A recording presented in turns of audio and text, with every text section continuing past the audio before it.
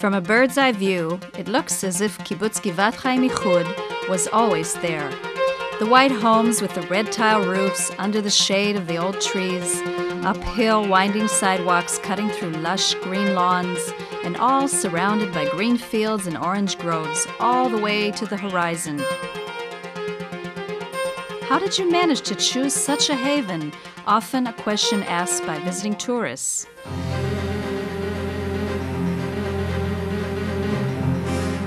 But not always this place was like a haven. Our story begins in 1952 when the kibbutz movement split as a result of ideological differences, and some founding members of the old Givat Chaim, together with members from kibbutz Kfar Sold in the north, had to leave their homes and start a new kibbutz by the name of Givat Chaim Ichud. The old founders of the new kibbutz had to start from scratch. At the beginning, they erected wooden shacks and small buildings while planting vegetation and grass around them to make it look more home-like.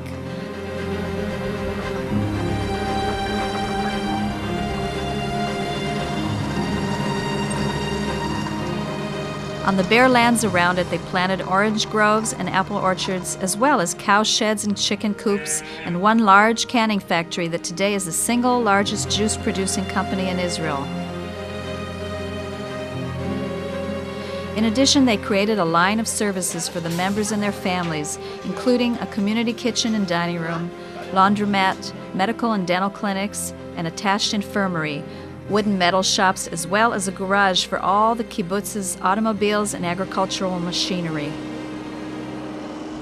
The educational framework that was established served all children from the age of birth till 18 by creating nurseries, kindergartens, and elementary, middle, and high school.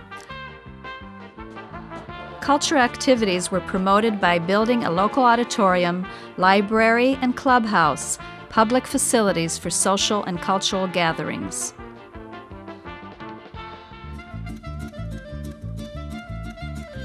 Today, there are 500 members living in the kibbutz of 3 different generations from more than a dozen different countries around the globe.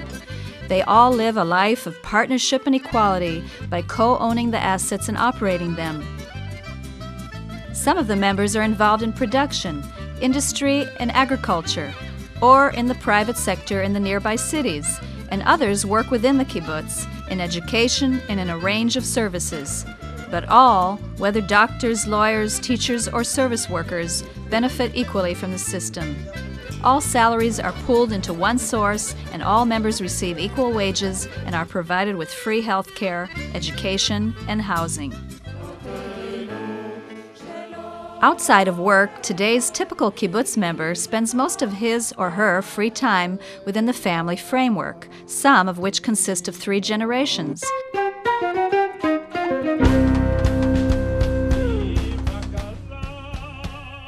Kibbutz members are active in self-created cultural events, holiday celebrations, creative craft workshops, field trips, and a range of sport activities, including swimming and water polo games, where the kibbutz teams reach national league and top records. The kibbutz secretary and management body, including all committee members, are voted for by the community. The kibbutz secretariat is like a city council in terms of decision-making regarding all community issues. The decision-making process takes place at the General Assembly, where all members have the right to vote. The General Assembly deals with all matters, including development and growth, education, budget, and accepting new members.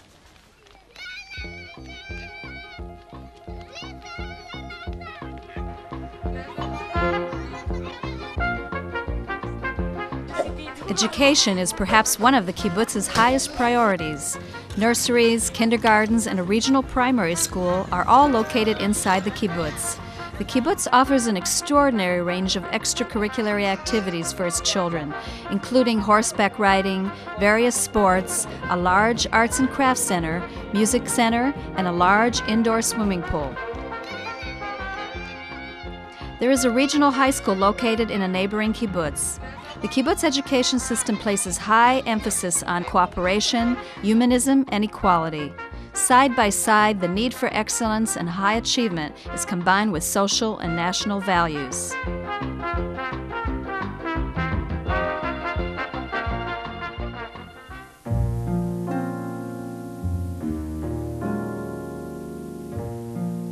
Almost all the founders of Givat Chaim Ichud are of European descent, and many of them are survivors of the Holocaust who lost their loved ones during World War II. Bet Terezin is a memorial site which contains historical archives that were established by the survivors of this camp, whom of which still live on the kibbutz.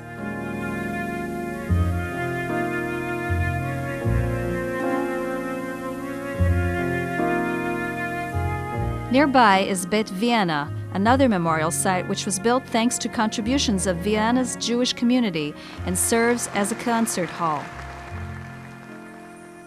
Some of the founders of the kibbutz lost their children in the many unfortunate battles and wars before and since the declaration of the State of Israel.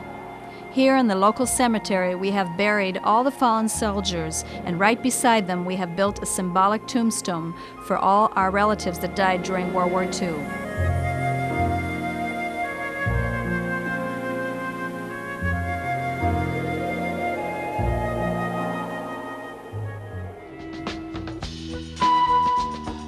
While senior citizens who live in the city are forced to retire at a certain age, in the kibbutz they tend to keep living a full life. Some insist on working in their original jobs indefinitely, while others take part-time, simple kibbutz tasks to fit to their capabilities. The original founders are also involved in the community social life and enjoy diverse activities. At the stage when they need more intensive care, there is a nursing home with the best of medical staff and social facilities.